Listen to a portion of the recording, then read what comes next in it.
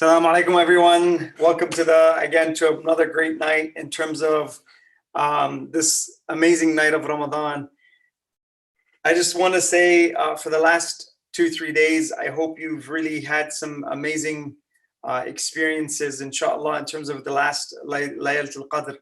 And just to touch on that just a little bit, we still have some time left in terms of what we're doing. These nights are really amazing because these are really the nights of apportionment. And what that means is literally Allah setting down what's going to happen for you in the next year.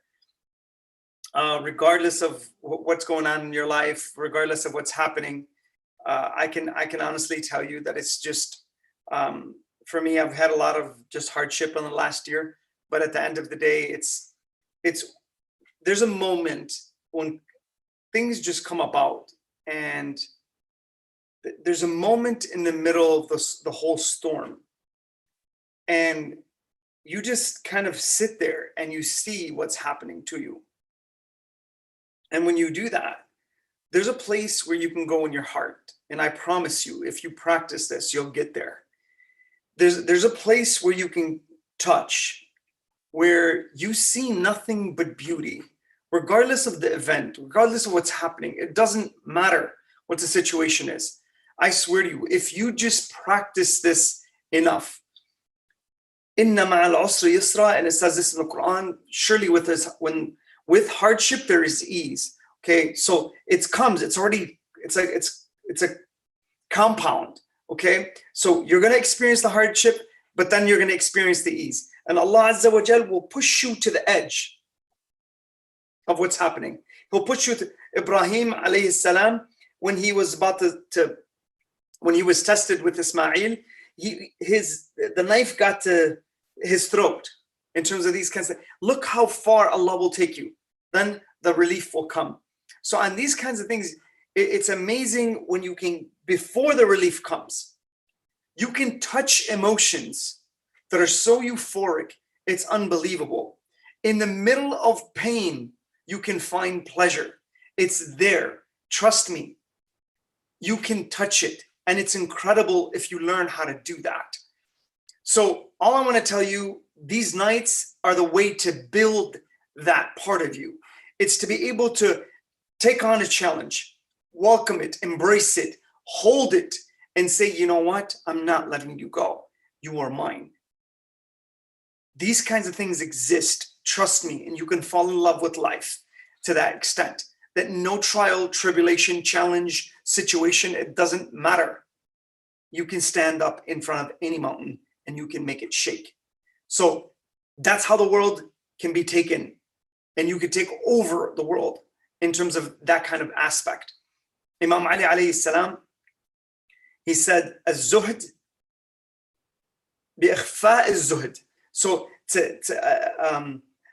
to actually not feel, to be, what's the word I'm looking for? Indifferent towards the world. In terms of these kinds of things, it's incredible to be indifferent. He says, Imam Ali says, don't cry over what you have lost, and don't be so happy with what you have gained. That's the mere understanding and the mere essence of indifference. Where the heart doesn't move. I gain $1, it doesn't move. I don't get $1, it doesn't move. I'm stable in who I am. My emotions in terms of who I am are stable. That's incredible when you can think like that. Now, regardless of this whole thing in terms of when you can take on challenges, the reason why I'm beginning like this, because these nights will literally give you the challenges that Allah is going to set. Ask Allah for the best challenges that will develop you in the highest level, where you feel what? At your best form, and you take yourself to the highest level. Now, what a lot of us face, and we've talked about in terms of skill set and challenge before, what a lot of us face is when the challenge comes, we don't know how to deal with the challenge. We don't know how to take it on. So now what tonight, and these nights, you can really take yourself to a whole nother level. Ask for the right challenges. Ask Allah, please, I have to solve problems, situations, challenges in my life in the next year. Give me the best ones. Put the best people in my life. Send me mentors. Send me guidance in terms of people who can help me get to the next level. Ask for these things. And number one thing you should ask for is what? Knowledge. Knowledge and wisdom. Rabbi zidni ilma. In the Quran, in terms of states like that. Okay, so on that level, what I want you to understand is taking yourself to that point and setting yourself up to a whole nother level. So now, why are challenges so needed in terms of what we talked about before? We have a skill set and a challenge. In terms of we talked about that presentation. If you can go back and do that. Tonight, I want to tell you the after effects of a challenge. So tonight, we're talking about the third level. That's the third part of the lecture series. In terms of why you need to pray. So when you have value is after the challenge. When you gain and you beat the challenge, that's where you get value. Value exists after the challenge. Imam Hussein alayhi salam lost his life. One can say easily that he lost. What are you talking about? Really? Assess it further. Assess the true essence when the body is gone, but the principles live. It's about the ideas. It's about these kinds of things. That's really what it is. And when a person understands that, it's about principle. And when you understand that it's about principle, and you understand that it's at the end of the day, when these things happen and they happen properly, and you take yourself to the highest level, this is what happens. You get yourself to a point of terms of value. Value is everything. Value of Imam Hussein came after his challenge. It didn't come after what? Before his challenge. It came after. He had to go through and push. Now, Imam Hussein alayhi salam, 10 years stayed. Didn't go after Muawiyah. Didn't do anything. The only reason Imam Hussein stood up was because Muawiyah had passed and Yazid took over. Now the religion is in danger in terms of what was going on. So a lot of people think about Imam Hassan. Why didn't he stand up? Imam Hussein didn't stand up for a while. He didn't just right away. No. The Imams knew what they were doing. They knew what was happening. So now, tonight, we talked about the first one in terms of the aspects of prayer, why we need the essence of prayer in terms of these kinds of things. I'm going to take you back here in terms of what we talked about. Well, it's going to be a little too long because I have these points set up. But last time we talked about in terms of al-intima, meaning having a sense of belonging. The night before that, we talked about al-bawh, disclosure, at-tanfis, to be able to disclose and let go. The third night is tonight. We're gonna what? Talk about al-taqdir, to be valued. What does that mean to be valued? And we have a psychological side and we have a religious side. Before I begin, let's start things the right way. A'udhu billahi minash shaitanir rajim. Bismillahir rahmanir rahim. Wassalatu wassalamu ala ashrafil anbiya'i wal mursaleen. Abul Qasim Muhammad wa ala ali baytihi at-tayyibin at-tahirin. Amazing book here as well. It's called Switch, and excellent book. I think you should, any one of these books that I'm recommending have great value in terms of these kinds of things. It's a great book if you really want to get, it's how to change things when change is hard. So it's an excellent thing in terms of what we're doing. All right, let's move forward in terms of the intro. All right, Rasulullah sallallahu alaihi wa says, al-mu'min yu'laf. He says, in terms of this, it's incredible. Okay, so on this level, it says a believer who loves and has beloved. Okay, and is beloved. It shouldn't say his beloved. Okay, and is beloved. We all seek that value. We want that love, care, and attention. And you're going to see the psychology of this and how important this is. Okay, now, when we do this right and we feel like we are loved and cared for as a child, and I want to warn a lot of parents here in terms of these kinds of things.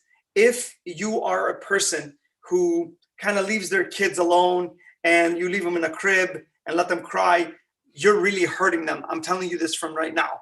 Okay, they're learning how to attach at these very young ages, and they need attachment to survive. So reptiles don't attach. They drop their young and they leave.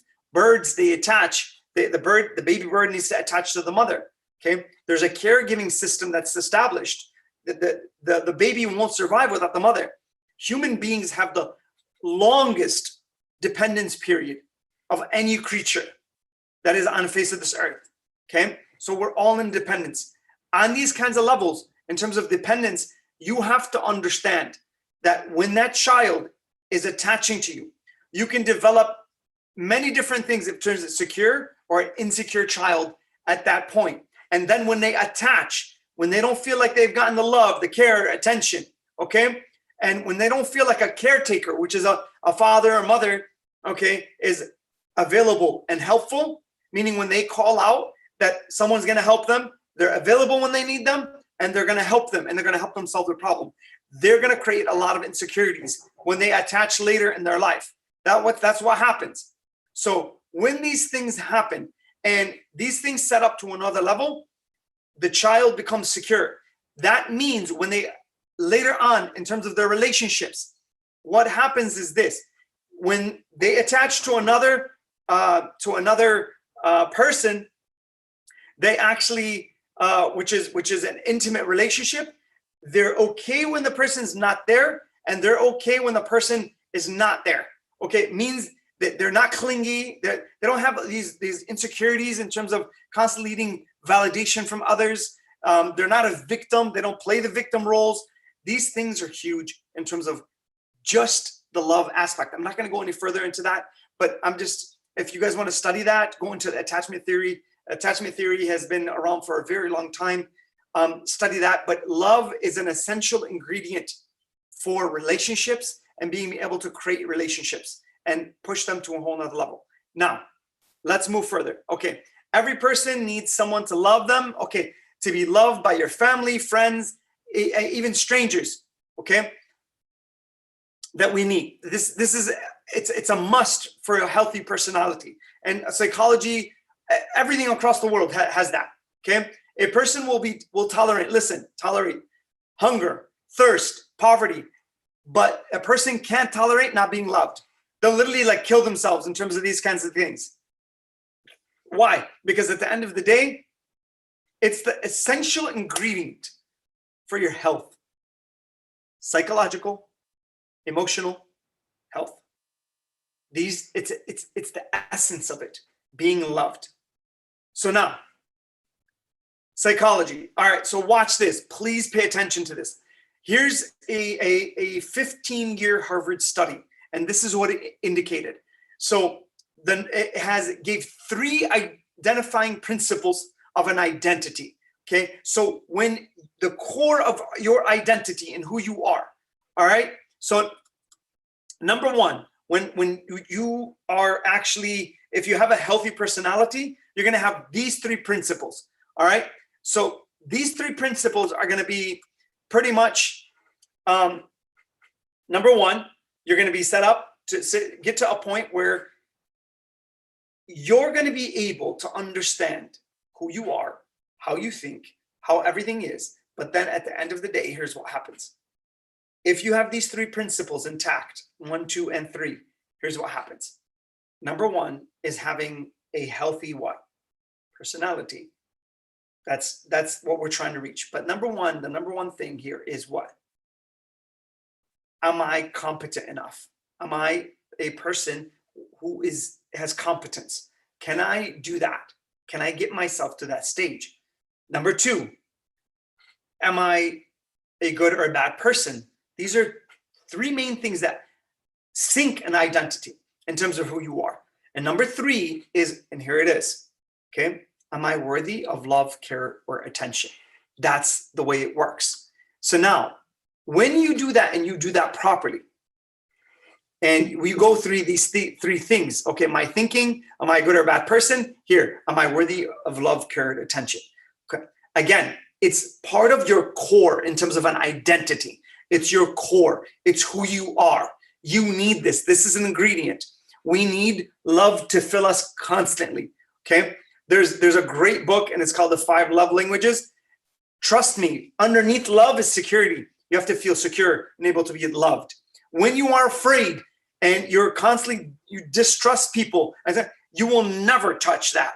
People will be afraid of you because you're going to be afraid of people. To be vulnerable is to be loved. And watch how that's going to set up in terms of when you get to the religious side. And when you are loved by Allah, what happens? And when you love Allah, what happens? That is incredible. The ultimate strength is there. رضي الله عنهم ورضوا عنه ذلك الفوز العظيم. It's incredible. Now, I'm not there yet, but it's just to give you a prelude of before these things happen. It's incredible, guys. It's incredible what kind of identity you can create. It's incredible. All right. Being loved is an essential part. Now watch this. Watch again. Watch what psychology says about, we're going to move into what is the essence of feeling these kinds of things. Okay. I'm going to come back to this slide. I'm not going to go further, but guys, I want you to see this. There was actually a study that was done in Russia, and they actually left babies without touching them, caring for them, changing them, doing everything, but they didn't experience any love, care, or attention. The babies had passed on. They passed away in terms of these kinds of studies. I'm not going to go into the ethical side of the study. I'm just showing you how essential, okay, to be nurtured. When Rasulullah sallallahu alaihi wasallam, he says, in the first 7 years, be a caretaker. Okay, there's a reason for it. Now the science is showing us that what Rasulullah said was 100% correct. Now we don't need psychology to believe in the Prophet sallallahu alaihi wasallam. We already know who he is. But at the end of the day, psychology is catching up to principles we already have. So all I'm saying to you, I'm just showing you the essence of who you are. Part of that is to be loved. Now, religion, watch this. When you are in prayer and to actually be loved by an ultimate source, okay? So Allah Azza wa Jal has created us for what? Min lutfihi, from his what? From his compassion. And he wanted to be known. Allah wanted to be known in terms of these kinds of things. He wanted to show us, okay, wow, look at my ability. Look what I can do. Allah doesn't need us for anything. We need Allah for everything. So, but it's an amazing concept when you really think about that. Okay, so during prayer, okay, you stand and you feel like you are in the arms of a merciful God who is tending and caring for your emotional, psychological states. That's what happens to you. When you can reach these things, the world has deserted you. You stand on your prayer mat and your heart shakes. But it shakes because it's in the hands of Allah. It's incredible when that happens. Incredible. So now, prayer turns into a love ritual and a fulfillment to your emotional voids. That's what it will do. I guarantee you, if you utilize prayer properly, you stand in the middle of the night. That love that you feel, it's incredible when you stand in front of Allah and you actually feel that though. It's when you study the brain, you start understanding how a neuron fires, okay? A neuron, literally from dendrites to the cell body, to the axion channel, to the axon helix, to the axon channel, to the axon, to the axial, to the terminal, to the axon terminals, to the vesicles, to the neurotransmitters, to the synapse, to the receptors on the other side of a what? Another neuron. Imagine that neuron, what I just described, all these, and it goes through electrical charges and then chemical releases. So it works on electrical and chemical signals. All that's one neuron. One neuron. There's 100 billion in your brain, as I told you before. Okay, almost 100 billion neurons. Guys, I want to say something to you and really be listening, please. Out of those, it's almost 100 billion cells in your brain. I want you to guess, just guess, how many of those cells, I want you to guess how many of those cells are actually dopaminergic, which is the dopamine system within the brain, are actually dopamine cells or dopamine circuits. I want you to just guess right now. I'm going to give you like 30 seconds or 10 seconds. But just right now, think in your brain, out of 100 billion cells, 100 billion, okay, how many of those circuits or cells are actually dopamine circuits? Some would say 10 million, or I'm sorry, 10 billion. So I've gotten some crazy answers. Whenever I ask this question, you get some crazy answers. Guys, here's the answer.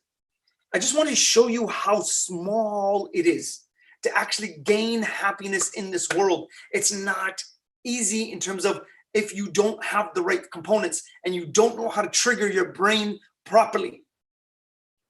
400,000. 400,000 out of 100 billion. Those are the circuits. There's 4 circuits of the dopamine circuits. There's 4 circuits within the brain. Now, all I'm saying to you, it's very difficult if you do not what? Learn how to release these things. I'm not going to go into depression. I'm not going to go into these things from serotonin to epinephrine to neuropeptides to all these things. We're not going there in terms of that. All I'm saying to you is learn that your brain is wired for a certain thing, and Allah has put this thing together. And when you fire it properly, when you fire everything properly in terms of getting yourself to the next stage, my God, what can happen? Now, prayer can fill those voids. It can fire those circuits. And if it can fire those circuits, and now you got that, if you connect prayer and you embed it into that neuron, and as soon as you get on the prayer mat and you get in front of Allah and you go into sujood, your heart starts to move. It starts releasing certain those dopamine circuits start what? Firing. And when they start firing, imagine what happens to what? Your emotional states. And now it's taken over. And now you set yourself up and you're in the hands of complete safety. There's no fear in the heart. That's incredible. So now, when I also feel like when you're in this stage, I also feel like I'm in the hands of what? Exactly. Of one who loves me. And it states in the Holy Quran, اذكروني أذكركم. Remember me and I will remember you. If you do an atom's weight of good, you're going to see it. Allah says, pray to me. أقيموا الصلاة لذكري. Establish prayer. So you remember me. You remember me. Imam Ali alayhi salam, he says, إن الله جعل الذكر جلاء للقلوب. Allah has made his remembrance a softness, a tranquility, a enlightenment for the heart. And your heart, when it hits that, your heart will obey with what Allah wants. It will be directed. It will attach to what Allah wants. You will see what Allah wants. You will hear what Allah wants. Everything around you will come into, you have a gravitational pull to what pleases Allah Azza wa Jalla. If you establish these things properly. If you remember Allah when you're in time of need, He will remember you. If you remember Allah when you're in time of giving, He will remember you. When you remember every single thought, imagine every cell in your body, in your brain, every cell has one small part in it that has Allah's name in it. Every single cell, and you're constantly in dhikr. Wow. Wow. Now, whenever you do good, I will compensate you, okay, and give you even more than you deserve, okay. Imam Ali alayhi salam, he says, كم من ثناء جميل لست أهلا لها نشرته له لست أهلا له نشرته.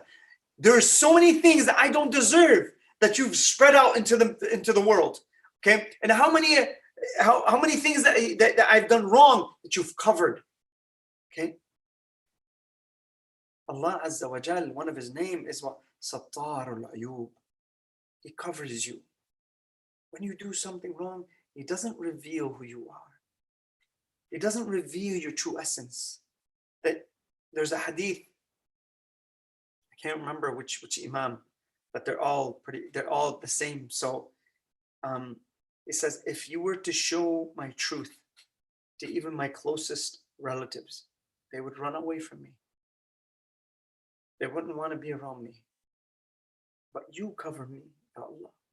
You protect me. You don't allow me to be exposed to the things I don't want to be exposed to.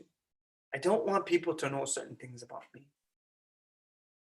And all of us are like that. But Allah covers you. He doesn't allow things to hurt you. He doesn't allow things to harm you. It may look to you like you don't have control or power over certain situations. But trust me, on the other side, he's got your hand. And he will come to you. He's always there. You just don't see it. It's your perspective that's got to shift. All right. So watch this.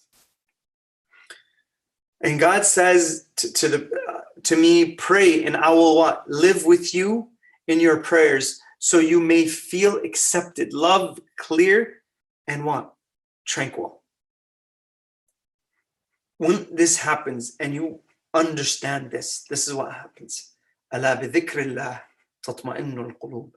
When your heart touches that and it touches it properly, I guarantee you, there is nothing on the face of this earth. There is nothing in this universe.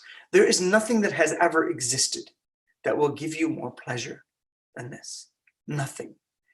I promise you. What cocaine does in the brain is it blocks the dopamine receptors and enhances dopamine.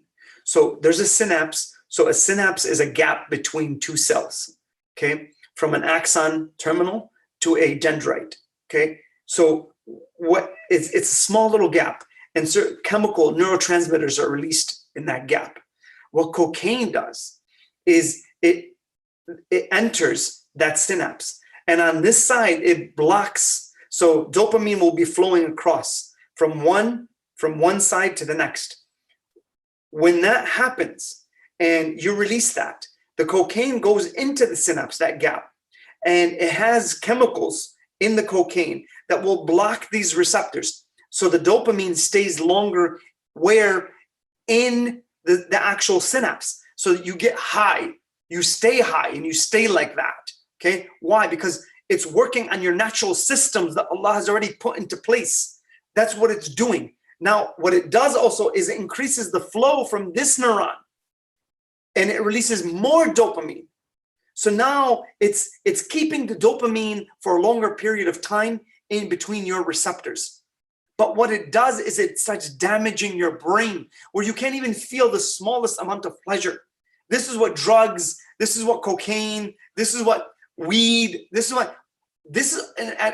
to me, it's unbelievable when someone comes up and says, you know what, weed is okay, it's a natural thing, and it's just I'm like, oh my God, like, do you understand what you're saying? Do you want to listen? At the end of the day, you do what you want. It's up to you. You want to harm yourself. You want to listen. All these chemicals already exist inside your body. They're already there. You can produce them on your own through your thinking process. It's just, what do you program into your brain where you don't need an outside stimulant? That's the way it works. You don't need drugs. You don't need amphetamines. You don't need any of these things, because the systems are already inside of you. All drugs do is decrease, inhibit, or excite those synaptic connections. That's all they do. That's how they work. That's how your brain works. So you can release these things. Ala bi dhikrillah tatma'innul qulub. Allah's telling you, it's not by drugs, by alcohol, by turning off your brain. No, turn it on properly. Turn it on and set it up right with the right thought process. And the emotions you will feel is like a light that expands in your heart, and nothing can touch you. Nothing in this world in terms of the feelings that you gain. That's beautiful.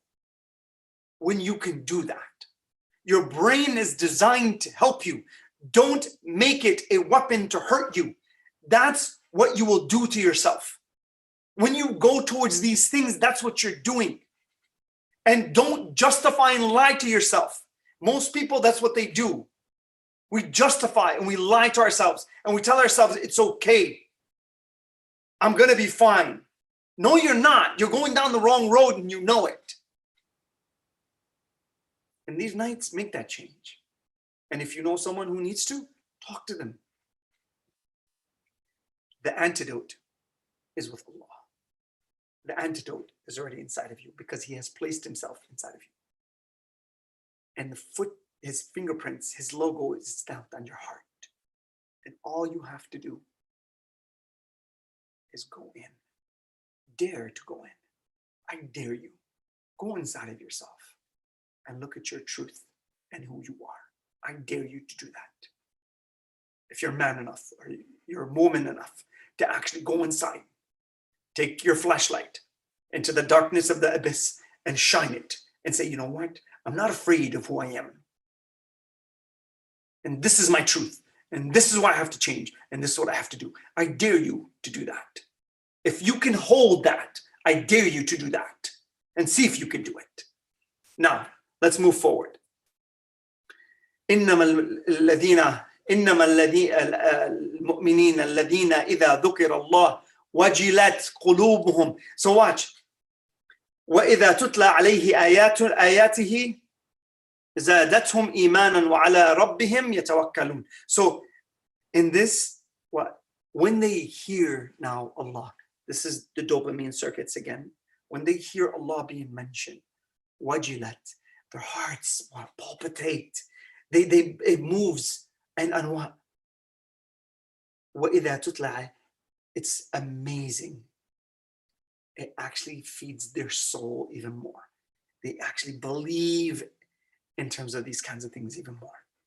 Imagine the value now, a taqdeer that you feel. When you are valued, not by your teacher, not by your mother, not by your father, not by your brothers, not by, no one can give you the self-worth. No one. Nothing can give you this except for Allah Azza wa Jal. وَرَفَعْنَا لَكَ ذِكْرَكَ. We have what? Raised your name. He's talking to Allah, to Rasulullah sallallahu alayhi wa alayhi. أَلَمْ نَشْرَحْ لَكَ صَدْرَكَ وَوَضَعْنَا عَنْكَ وِزْرَكَ الَّذِي أَنْقَضَ وَرَفَعْنَا لَكَ ذِكْرَكَ. And we have raised your name. Rasulullah sallallahu alayhi wa alayhi his name is the number one name in the world right now. That was over 1400 years ago. How do you do that? How? And he's still today, his wave is still growing. How does that happen? That's incredible in terms of a name. When Allah wants to market your name, no one can put you down. No one. And you will stand and you will sign history and no one can remove it. No one can remove that signature. No one, because Allah will guarantee it. On that level, find Allah in terms of who you are. You will go back to your own identity. You have to do that. Now, so you can get to this point. And those who are, okay, I'm going to leave that. An-Nabi sallallahu alayhi wa alayhi, as-salatu mi'raj al-mu'min. Prayer is what? It's the ascension for a belief. It's the heart. I'm telling you, all these, you want the chemicals to be flowing right into your whole system? Do that and watch what happens. It's incredible what happens. Now, I want to take you to the last slide that I skipped. And I want to show you this in terms of now what prayer does in terms of these kinds of things. Prayer and meditation can help individuals, watch this, sleep better, okay? Cope with some symptoms associated with mental disorders like depression and anxiety. Listen to what I'm saying, okay? Reduce some psychological difficulties associated with chronic pain. It's morphine in terms of that. When it's generated, there's enzymes in your body that generate this stuff that are connected to proteins. Guys, look into some biopsych. It's incredible what they're finding out in the brain in terms of how these things work. Please don't lose yourself. Please don't lose your identity and who you are. If you are on the brink tonight and you are on the point where you're not moving to where you need to be, you don't have the mental health that's there. You don't have the physical health. You don't have the emotional health. You don't have any of these things, okay? and life would just really hit you so hard. I'm telling you, just tonight, with your heart, pray. With your heart, not your body, okay? The body becomes mechanical. You don't want to do that. You want to what? You want to pray where your heart goes into sujood. That's what you want to do. Not your body. Your heart goes into ruku', not your body. That's what you want to get to. Now, when that, and you have that presence of heart, and it touches what it needs to, and you start pressing the right buttons inside your heart, and then a channel opens. And a new feeling in your heart arises. And it's like a little spark. And you start feeding it little by little by little, and it starts growing. I'm telling you, there's a taste that will be in your mouth that will be completely different. When you taste food, it will taste different. When you care for someone, it will care different. When you love someone, it will love different. Everything about your whole being will change. And now even improve some cognitive and behavioral functions. I'm not going to go into that. I can give a whole presentation on the last line. But guys, please, in terms of tonight and setting yourself up as a person, if you are a person, like I told you, who's gone through a lot, and you've gone through, let's say, as they say, hell and back, tonight, it's an opportunity. Tomorrow is another opportunity. The rest of this month, every night is an opportunity. Please hold on to your faith. Grab it. Because Imam Ali alayhi salam, he says, your soul should be traded for only one thing that is worth the value of your soul, which is what? Heaven. That's the only thing. Don't lose this world and lose the hereafter. وآخر دعوانا أن الحمد لله رب العالمين والصلاة والسلام على أشرف الأنبياء والمرسلين أبي القاسم محمد وعلى آل بيته الطيبين الطاهرين.